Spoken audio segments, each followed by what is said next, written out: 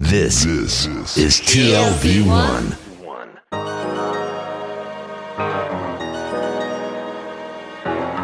The Tel Aviv Review.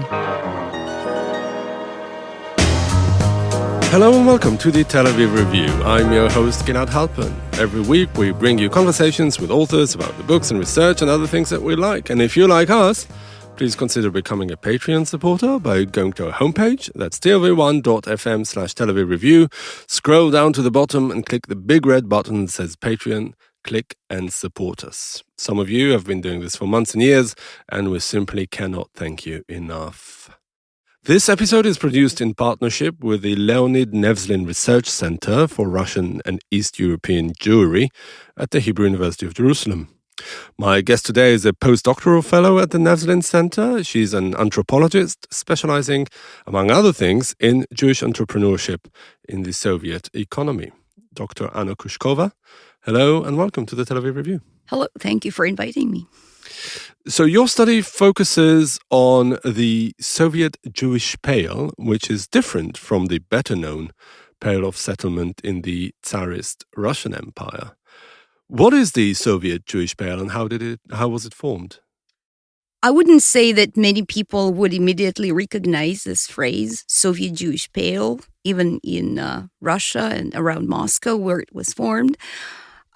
This is a slightly metaphorical notion which designates the circle of settlements or Jewish settlements around the country's capital that was formed roughly in 1920s and 30s in the interwar period, but then continued as such in the post-war years.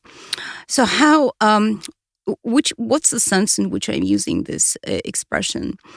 I was doing my field year. I was a doctoral student at the University of North Carolina, Chapel Hill, and I was choosing the topic of my research. And originally, I was planning to compare Jewish economic practices in St. Petersburg and Moscow on the one hand, and in Ukraine and Moldova on the other. Contemporary ones or historical ones? Contemporary ones. Mm-hmm. And I'll say a couple of words why I should be contemporary. While I'm an anthropologist, I'm doing living societies. Mm-hmm. I'm studying people's ideas and practices the way they're now, not in the past, not so much in the past.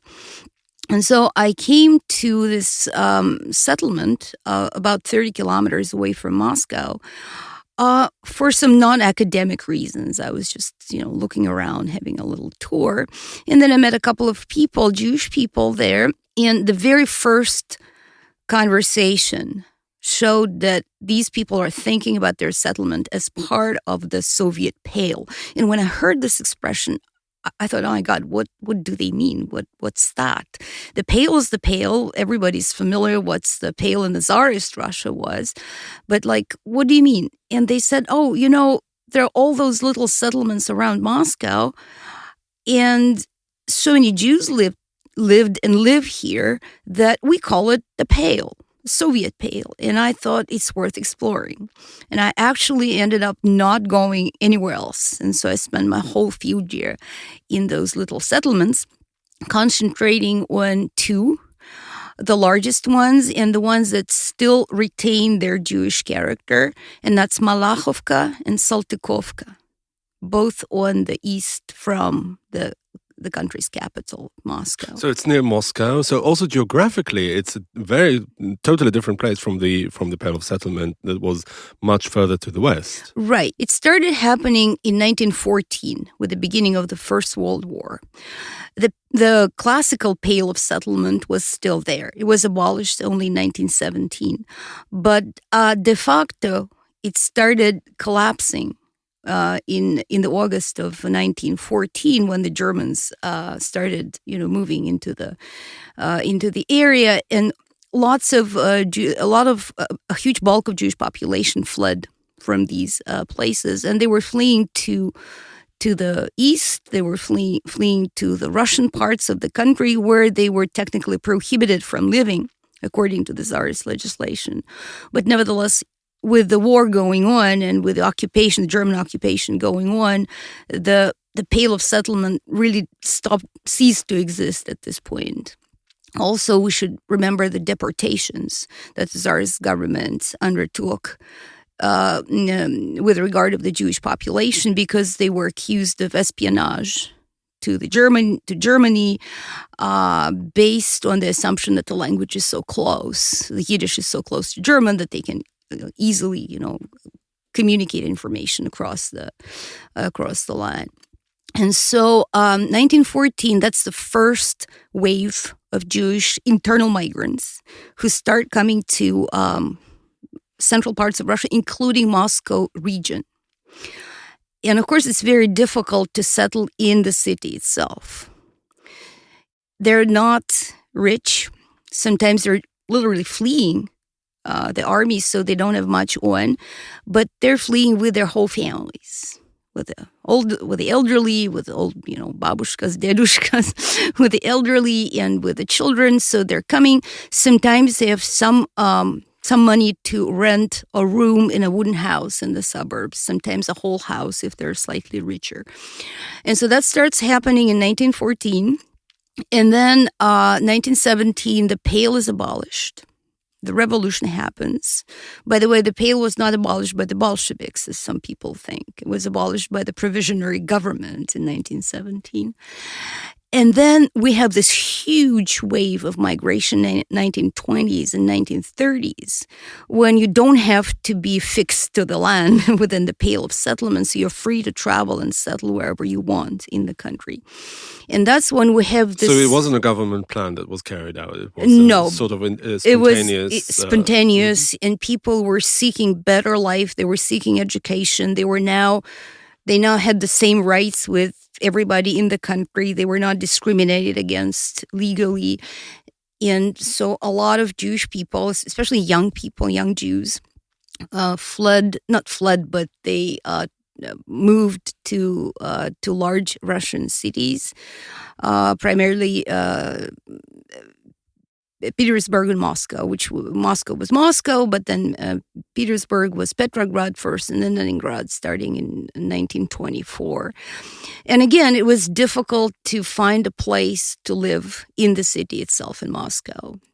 And there are stories of how people were crammed together, in little rooms or in attics of the houses or in basements of the house. It was very difficult to find a decent place. Is it because the Soviet Union was at the very early stages that it wasn't a government plan? Because, Soviet Union is so well known for its organized economy and, the transfer of populations from one place to the other. This was before.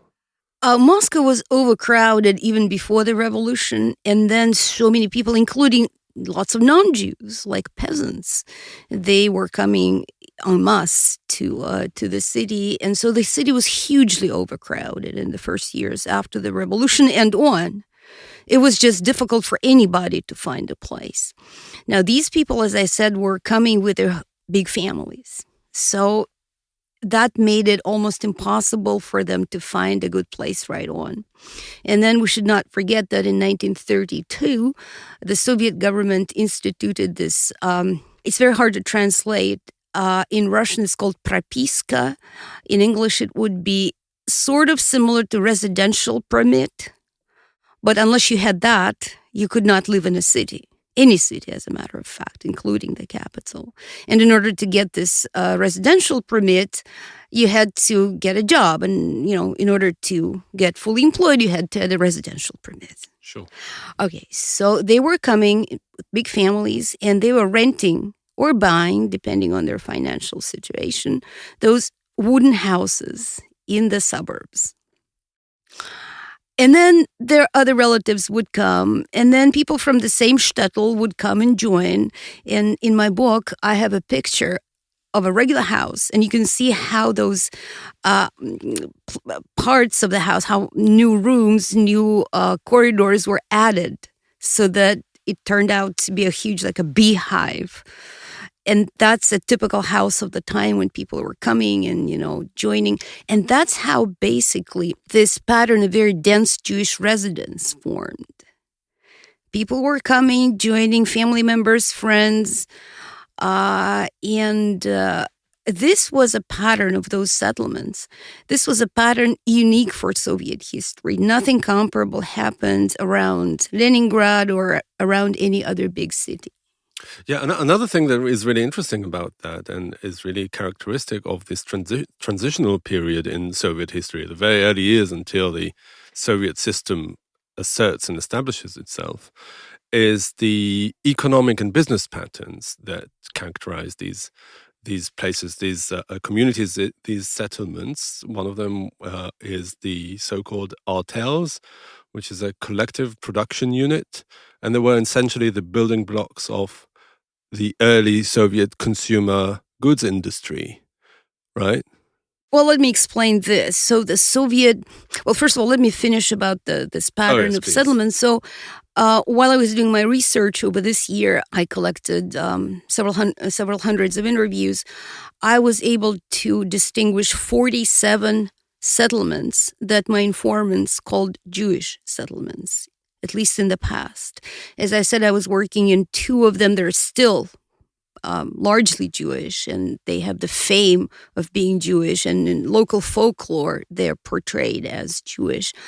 So they call it the Soviet Pale, or they would agree that it might be called the Soviet Pale, because the dense Jewish residents, many Jewish families, certain streets, especially in the center, are fully inhabited by Jews, which reproduces the pattern of residence in the shtetl, because the shtetl is actually the commercial center of a township. It's not like the whole shtetl is only Jews only.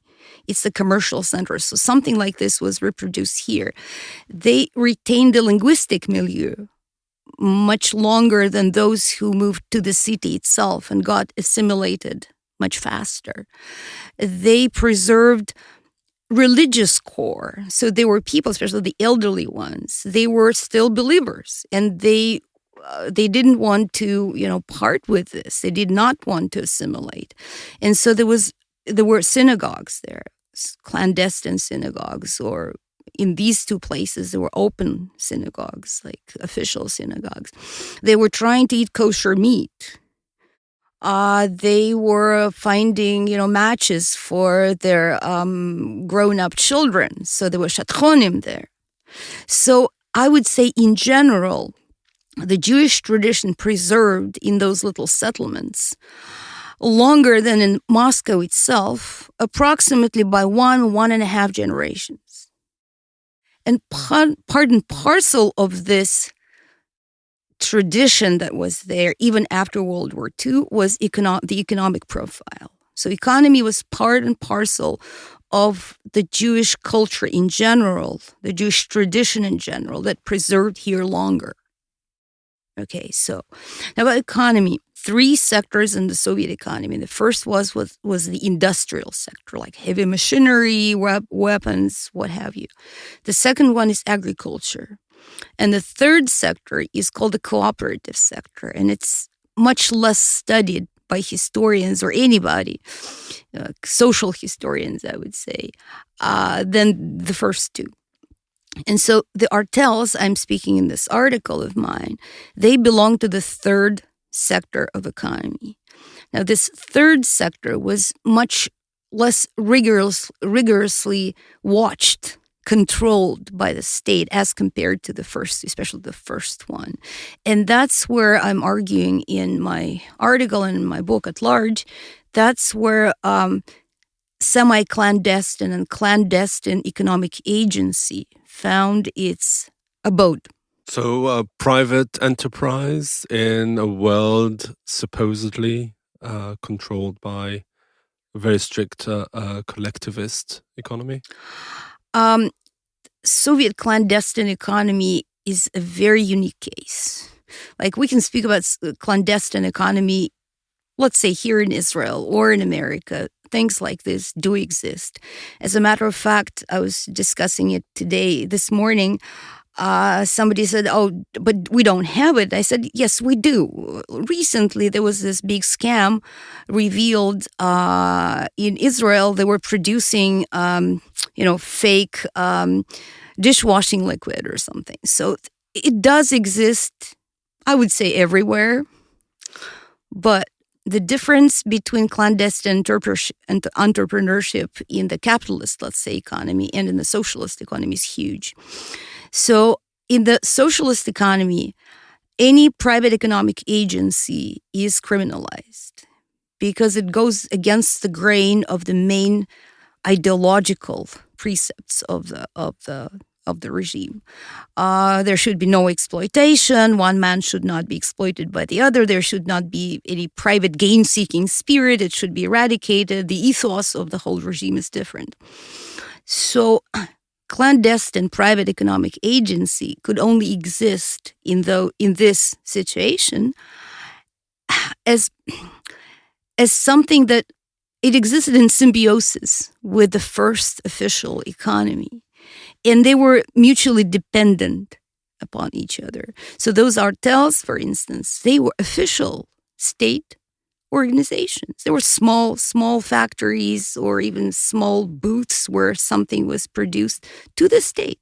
They were reporting to the state. They were paying taxes to the state. So outwardly, they were normal official organizations. But what those people who worked there were doing, they were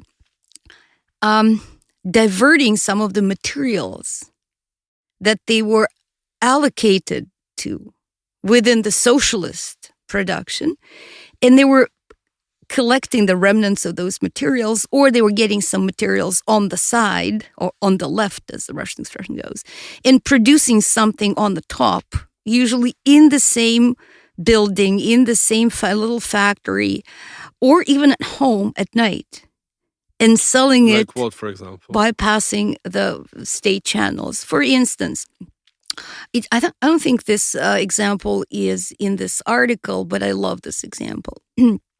So we're speaking about 1951 to 54. So when they started this business, Stalin was still alive. 54 is when the court case happened, which I have and analyze. So it's a town. It's not a settlement. It's a town about 40 kilometers away from Moscow. It's called Ramenskoye. And there's a small knitwear factory there. And they're producing whatever they're supposed to produce. You don't choose. You have a plan. And you're supposed to meet this plan. But then they realize that there's a huge shortage of one particular item that's related to what they produce. And this is elastic waistband. This is the waistband was white in the Soviet Union that's used for underwear, basically. And if you want one, you can't just go to a store and buy it because it's not there. So they figure it out. And what they start doing, they start basically stealing, as the official expression, they were stealing the remnants of the main production. And then they figured out where to buy necessary components for the production of this elastic waistband. And they started producing it. Over 3 years, they produced so much of this waistband that they earned several million rubles, which is a huge amount of money. Of course, it was very dangerous to sell it right there. So they had special travel agents who would take huge suitcases, go to different parts of the country and sell it there, like, hot price. It would be sold immediately on the spot. 3.something million rubles over 3 years. That's a huge amount of money. And the reason that they prospered in this way was because this specific industrial sector wasn't so closely monitored by the authorities? Right. They also prospered because the Soviet planned economy, if it produced anything consistently, it produced shortage. The shortage of everything. Consumer goods, foods, clothes, cars, anything you might think of, especially after the war, but even in 1970s and 80s. Well, I remember very clearly I was growing up in the Soviet Union in 1970s and 80s, and I remember those huge lines for basically everything. Although I lived in St. Peter, in Leningrad at the time, a big city, and the situation in smaller places, which was much grimmer. So this elastic waistband case, just listen to the names of the guys who were involved in this. So these were the defendants in the court case? Yes. They all got very long terms of imprisonments, and one guy got 25 years in jail.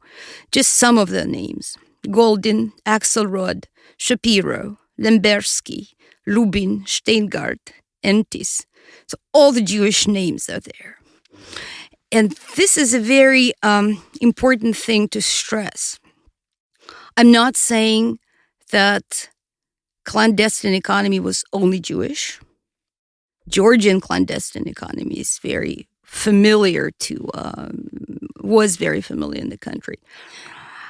And I'm not saying that all Jews were involved in the second economy. The most important thing here is to realize that the Soviet modernization project offered different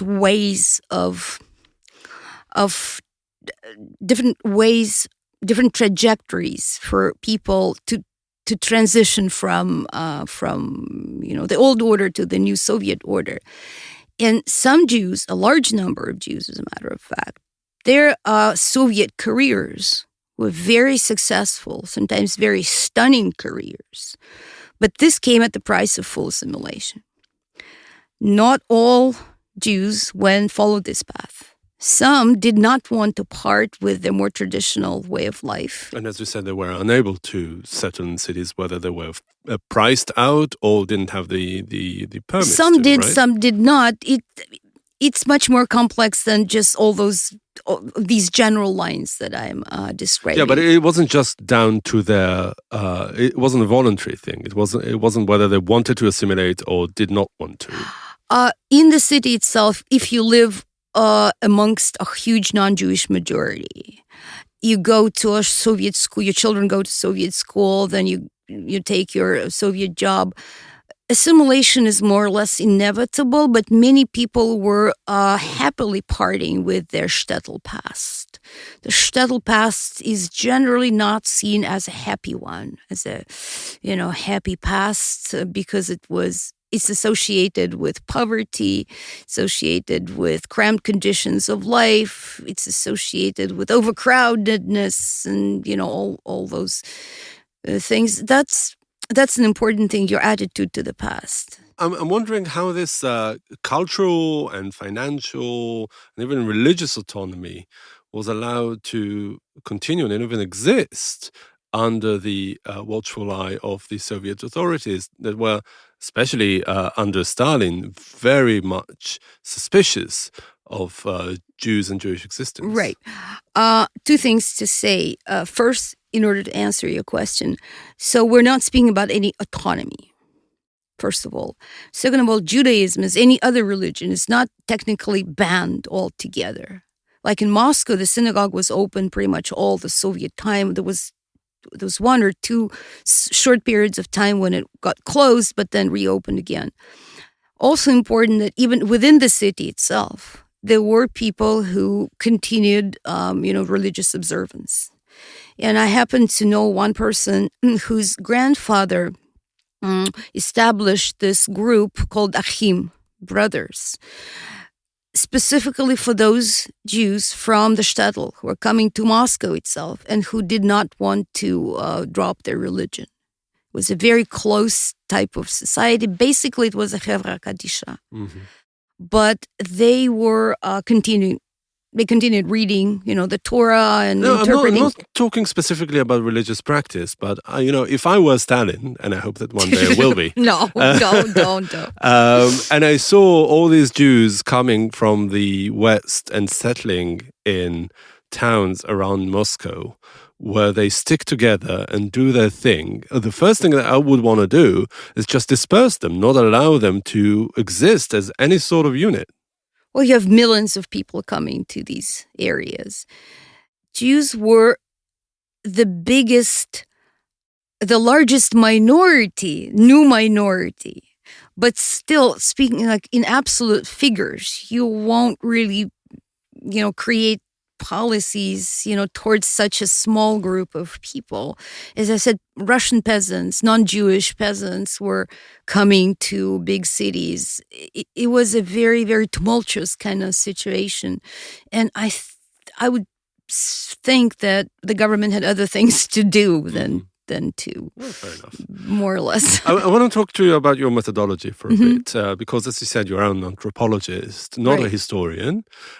Even though your study deals quite a lot with history and the historical trajectory, sort of a path dependency, if you will, of a certain historical phenomenon. So how does an anthropologist approach this sort of object of study? It's a very good question. So when I say I'm an anthropologist, some people say, "Oh, you're studying bones, skulls." Well, say not really, not really. I was trained in American anthropology. Well, first I was trained in Russian anthropology and then American anthropology, and it's important that these disciplinary divisions are different in the old world and the new world. Like in America, we speak about the 4-field anthropology, sometimes 5-field anthropology. So the first one is biological. The second one is archaeology, which is usually a separate discipline here in the West, in Europe, let's say in Russia, in Europe. I'm not actually sure about Israel. Then there's linguistic anthropology, and I'm speaking about American tradition. And then there is sociocultural anthropology, and that's what I am. I'm a sociocultural anthropologist. So the difference between us and historians, we do use the same methods as historians do. We do work with old manuscripts, books, documents, what have you. But also we have this very important component that's called oral history. So we're basically looking at how history is being lived by the people who are part of this history. We're looking at the history unfolding in front of our eyes. And that adds a very important, I would say, humanistic component into history. So it's not just about facts, bare facts. Something happened then, and then something else happened. We look at how people relate to what's happening to them, how they filter it through their subjectivities, their perceptions, associations, memory, collective memory, individual memory. So we are looking at how history is developing in front of our eyes. And I can give an example which will be close to our Israeli listeners, but not only to them. So the 7th of October, there's a big project at the National Library of Israel going on right now under the supervision of Dr. Chaim Neria. And they are accumulating documents about this event, not just official documents, not just something that you can read in any newspaper, like the succession of events, what's happening. Testimonies? They're doing oral testimonies. They're doing digital testimonies as well, so they're looking at WhatsApp or Telegram communications. Yeah, but the 7th of October is a very recent event. You're talking about things that happened decades ago. I mean, the Artels and the Soviet Pale of Settlements. Right, but let me finish with this, Okay, and then. sure. But and the 7th of October, it's still with us. I mean, the hostages are still there, and this emotional, work is still here, and the trauma and how you work with the trauma. So the event is not over. They're working with what's happening, and they do include oral testimonies. So that's an example of an historic project with an anthropological component. Now, in my case, I was inquiring about things that happened several decades before. And I was able to find, I would say, less than 10 people who actually participated in the second economy in 1940s and 50s and 60s. A little bit more in 70s and 80s, but that's a different topic. It's not Artels anymore, because Artels ceased to exist roughly in 1960, early 60s, 60, 61, 62. I could not do participant observation, and that's one of the major methods in anthropology. Like, I could not go to this Artel and actually see how this production is happening. But on the other hand, even if artels were still there, producing their clandestine production, chances are I would not be able to go there either because it's clandestine, right? So I was speaking with people about what they remember about it. But what's very important is that I spoke with children and grandchildren of people who themselves participated in those clandestine activities. And in their case, almost in every family's case, these people immediately involved in clandestine production, they would have this, they would have the history of imprisonment, sometimes even multiple imprisonments. And that what made it additionally hard, because although this is a long time ago, what we're speaking about, but still there's this blemish of a family where somebody was imprisoned. So not everybody was very willing to speak. It's a very, covert, I would say, topic. Although now those entrepreneurs, even small-scale entrepreneurs, they're seen as the first capitalists who actually brought about capitalist principles of production and distribution. Like in the case of this elastic waistband, they exercise the principle of supply and demand. But what about these communities? Do they still exist in those little towns around Moscow? Is there still a substantial Jewish population? Much less than before because of this big aliyah of 1990s, obviously. There's still, I would say, don't ask me about precise figures. It's very difficult to answer this question because they're mixed families, and then how do you count them? With some people, they still live there, but their children might live in Moscow or in Jerusalem or in New York or whatever, or somewhere in Germany, and visit their old ones from time to time. But in both Malachovka and Saltykovka, there are synagogues. New synagogues, as a matter of fact. And the Jewish life is going on there. It's a different Jewish life as compared to that in the Soviet time. Yeah, so basically you're uncovering a distant and unknown past in a way. Right. Yeah. I wanted to ask you, we need to finish the stories of the artels. You did say that they were ceased to exist in the early 60s. Was that because the authorities realized that it was this area of illicit economic activity, so they clamped down on it? That too, but mostly the reason for artels to revive right after the war in 1944, roughly, was because the country was destroyed, devastated. The economy was completely, I wouldn't say completely absent, but production of consumer goods was at the lowest level possible. So they allowed those artels, actually knowing that some schemes might happen there, but they had to fill the market with the most necessary, most... Yeah. You do quote in your article one thing that really captured my attention, that it was said that in 1946 there was less than one pair of shoes socks. Of socks, sorry, manufactured per citizen in the whole of the Soviet Union. Right. So in a year. Yeah, you can imagine what it was. Yeah. And then those artels, they enjoyed better reporting plans. They could, for instance, sell 1/3 of their production themselves. Whereas in the first sector of the economy, you produce whatever you produce, you send to the center, and then the center redistributes it according to allegedly scientific calculations. Now, the artels could sell part of their production themselves. So they were already between the production sector and the marketing sector, and the market. And that gave them a huge privilege.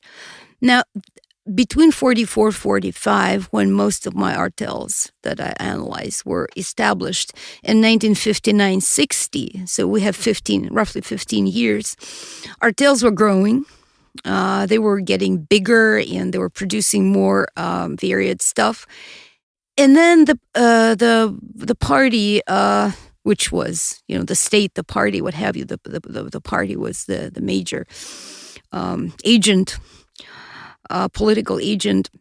They figured out that this should be done away with, why don't we expropriate, basically, essentially, expropriate those artels and merge them with the first sector? Because there's money produced there, money generated there, things produced.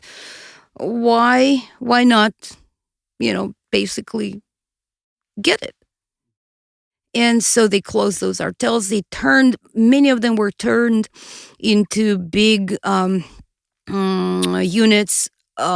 Usually it was a big house where all kinds of artisans were placed, but it was under the roof of the state now. And to what extent did it affect the clandestine economy that was run by Jews in the Soviet Pale? It had to modify again. It didn't die out. It had to modify to the new conditions. It's a very protean thing. It's always there. It was always there, but it was just accommodating to the new conditions, whatever those might be. Yeah. Another thing that you said earlier that I would like you to spend a little more time on, you said that you were trained in Russian anthropology and then in American anthropology, and maybe you can say a little about how you had to adapt yourself, and in what ways is it radically different from one another? Right. So I got my first professional degree in anthropology at the European University at St. Petersburg in the past century. It was a long time ago. And what we did there was more or less sociocultural anthropology, which for me at the time was the anthropology. Okay. Actually, what happened there, that's where I started my Jewish field, so to speak. For over, I would say 20 years, I was participating in the expeditions to the former Pale of Residence, the Tsarist Pale of Residence. So we organized international expeditions to Ukraine, partly Moldova, and Transnistria or Pridnestrovia. And this was a huge forming experience for me.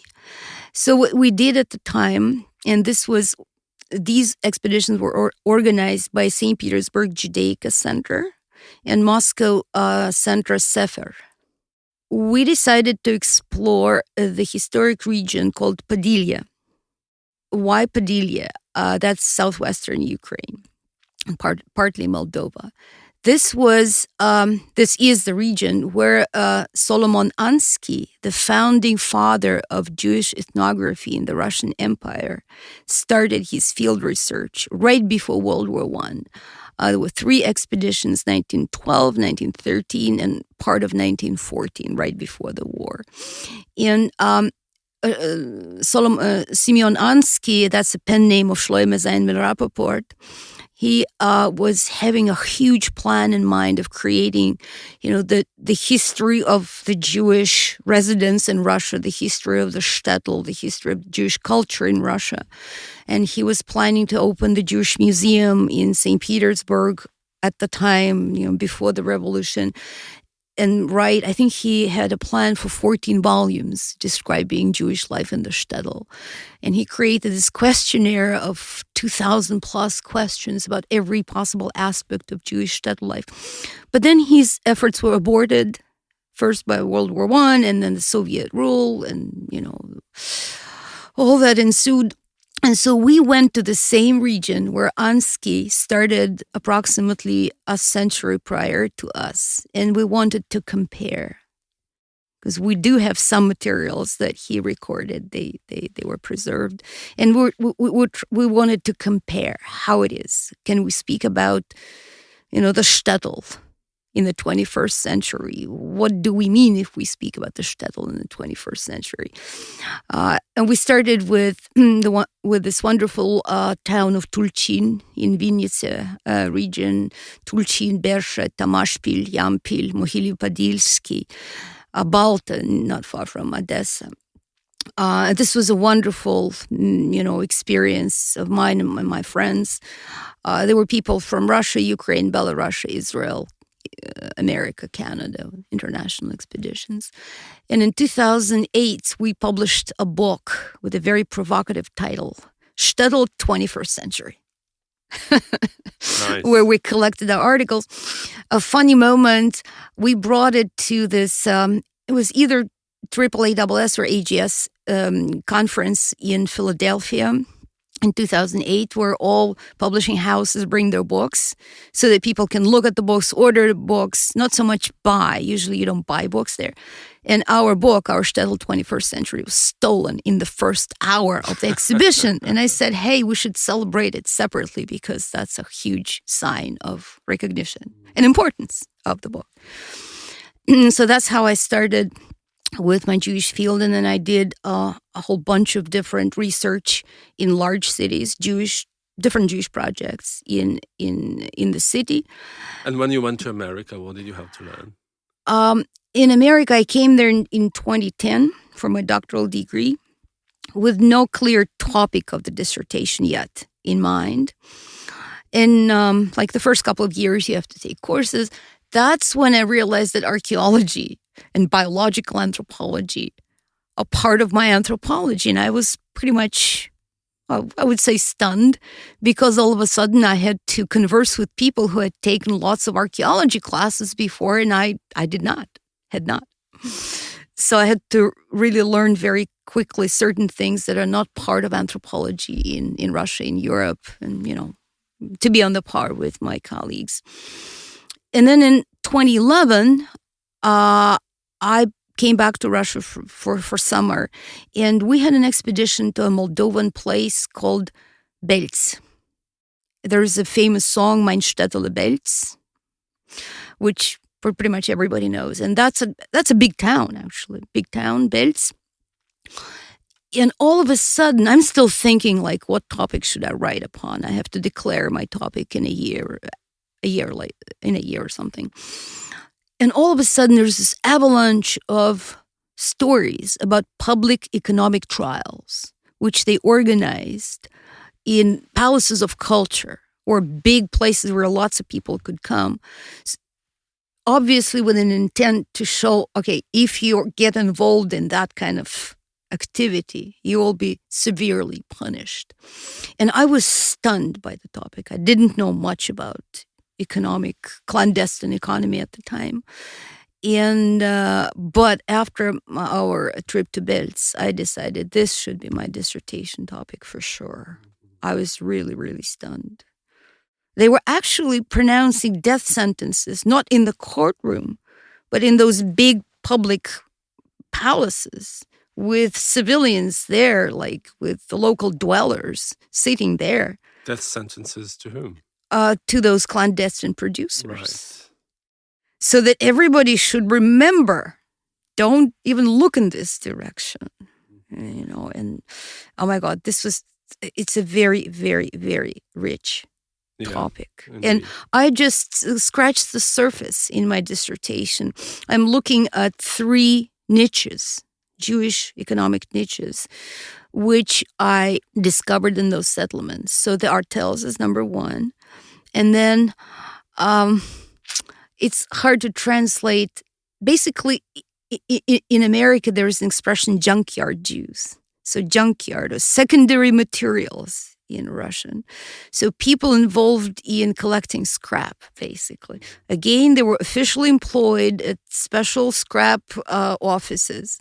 But with collecting scrap, a huge difference was very important aspect of scrap collection was that they had live money there. They were actually given money prior to when they started collecting scrap because they were buying this scrap either from people or from organizations.